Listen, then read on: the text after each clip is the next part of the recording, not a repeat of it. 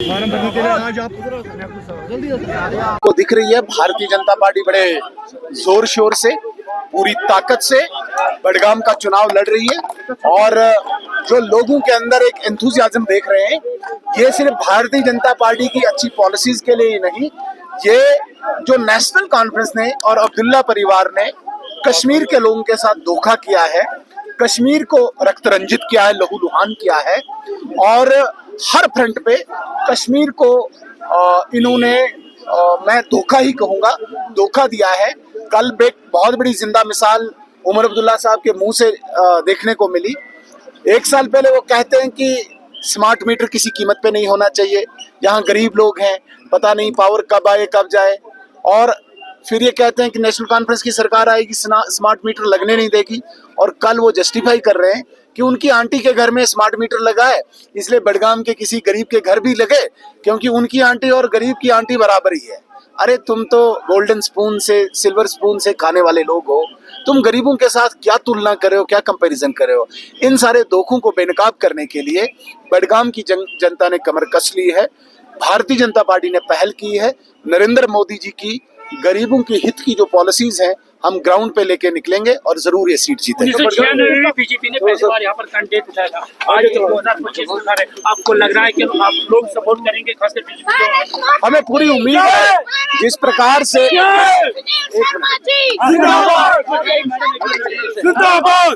देखिए national conference बेनकाब हो चुकी है और मैं इस बात को स्वीकार करता हूं, जिस प्रकार से कश्मीर के लोगों के साथ बार बार हर फ्रंट पे नेशनल कॉन्फ्रेंस ने फरेब किया है, कहीं न कहीं कश्मीर की जनता आज मजबूर है। हालांकि अल्टरनेट ढूंढने में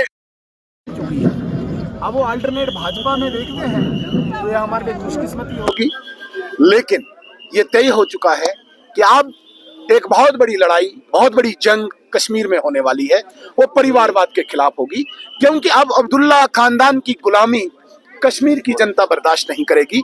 3 पीढ़ियों से ये गुलामी सह रहे हैं, 4थी पीढ़ी को भी इन्होंने यहाँ पे वाइसराय बना के बिठा दिया है। कब तक एक गरीब एक अब्दुल्ला खानदान की गुलामी सहेगा? भाई तुम और तुम्हारे पीछे 2 मिनट वेट करो, रुको मैडम। कब तक कश्मीर की जनता तुम्हारी गुलामी बर्दाश्त करेगी? भाई तुम किसी को आगे आने ही नहीं देते हो। जहाँ पे किसी ने थोड़े से अच्छे कपड़े भी लगा लिए, किसी ने अच्छा खाना खा लिया, अब्दुल्ला खानदान को बर्दाश्त नहीं होगा। वो यहाँ पे वाइसराय बन बैठे हैं और 4थी पीढ़ी की इस गुलामी से निकालने के लिए कश्मीर में एक बहुत बड़ी जंग होगी, परिवारवाद के खिलाफ होगी, जिसकी हम घोषणा आज नेशनल कॉन्फ्रेंस का हमेशा ये घर रह चुका है, जैसे कि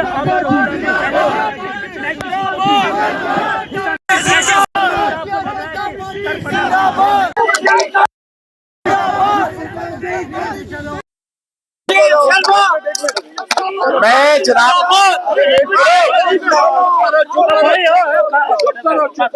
मैं सर आज बड़े वसूख से एक बात बडगाम की इस पाक धरती पे दे रहा हूं।